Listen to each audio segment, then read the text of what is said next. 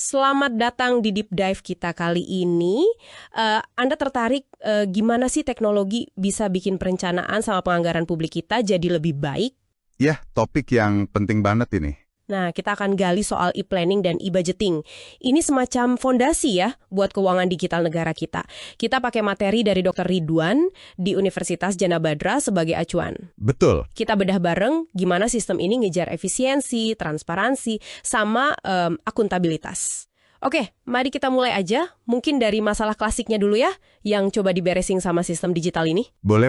Anda inget gak? Dulu, ribet banget proses manual itu. Sering banget ada masalah, silo informasi gitu. Jadi tiap dinas, tiap unit, ya jalan sendiri-sendiri bikin rencana.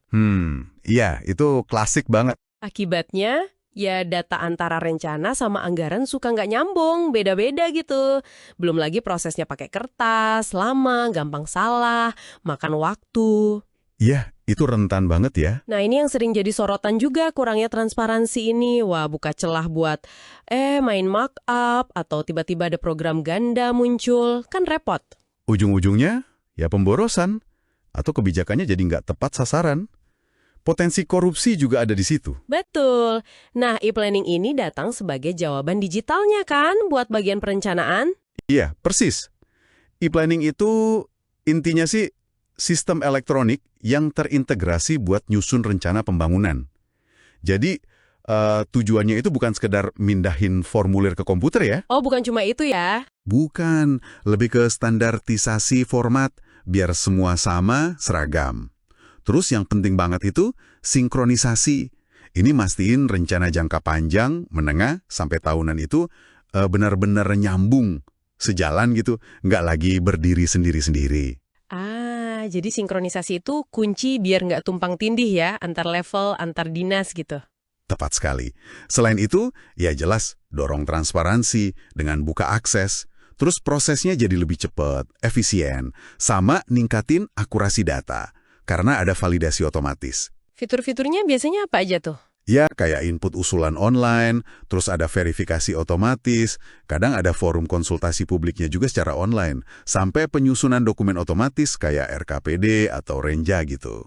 Oke. Kalau perencanaannya udah rapi nih lewat e-planning, langkah berikutnya pasti e-budgeting ya? Ini sistem buat nyusun sama kelola anggarannya secara elektronik. Betul. Fokus utamanya apa nih di e-budgeting? Kalau e-budgeting, fokusnya jelas, akuntabilitas. Mastiin tiap rupiah itu bisa dilacak jelas, dipakai buat apa. Ini nyambung banget sama transparansi. Jadi Anda, publik, bisa lihat detail alokasi anggarannya kemana aja.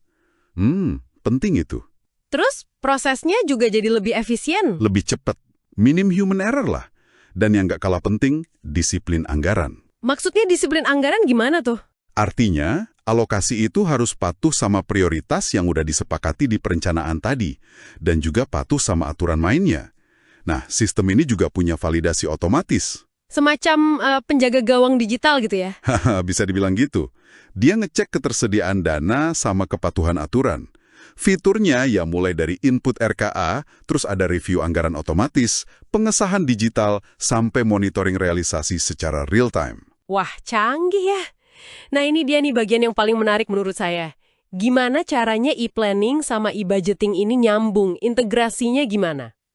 Nah, ini dia kuncinya. Sinerginya ini krusial banget. Jadi e-planning itu kan menghasilkan output rencana yang udah standar ya. Misalnya RKPD buat daerah.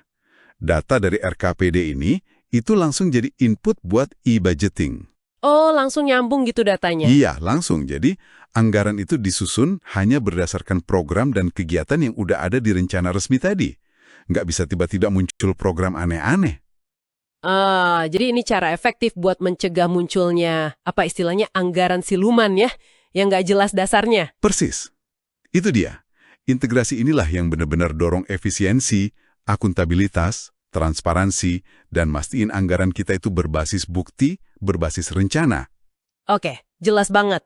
Lalu gimana penerapannya di Indonesia sejauh ini? Udah jalan? Udah jalan. Di level pusat, kita kenal ada Simrenas buat e-planning. Ini di bawah Bappenas ya, Badan Perencana kita. Terus buat e-budgetingnya ada Sakti sama SPN, itu di bawah Kemenq, Kementerian Keuangan.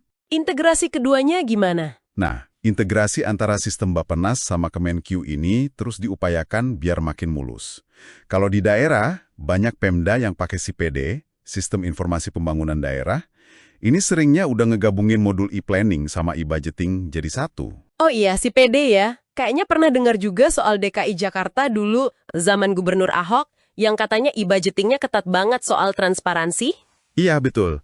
DKI Jakarta itu sering disebut sebagai salah satu pionir yang menerapkan e-budgeting dengan cukup ketat, terutama untuk transparansinya. Terus dampaknya secara umum gimana? Positif? Secara umum, dampaknya positif kok.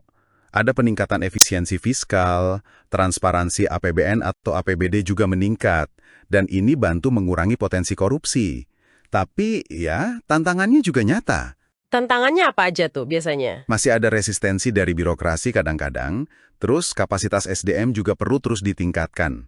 Ada juga isu sistem yang beda-beda, jadi susah ngobrol satu sama lain. Itu namanya interoperabilitas. Sama, kualitas data yang dimasukin ke sistem itu sendiri. Ini PR yang terus-menerus lah.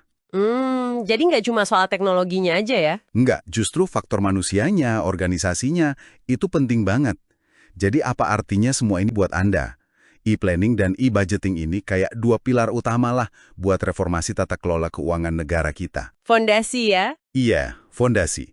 Kuncinya ada di integrasi keduanya buat nutup celah pemborosan.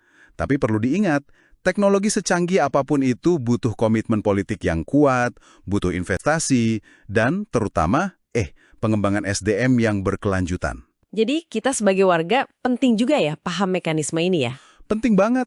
Dengan paham cara kerja sistem ini, Anda jadi punya kacamata buat melihat gimana sih uang publik kita itu direncanakan dan dibelanjakan. Lebih kritis jadinya. Oke, nah, sebagai penutup nih, ini ada satu pemikiran buat Anda bawa pulang, buat direnungkan. Mengingat tantangan yang tadi disebut ya, kayak resistensi birokrasi, kualitas data, dan lain-lain, kira-kira pendekatan inovatif apa lagi yang selain teknologi itu sendiri ya, yang bisa kita pikirkan untuk memastikan sistem e-planning dan e-budgeting ini benar-benar mencapai potensi maksimalnya?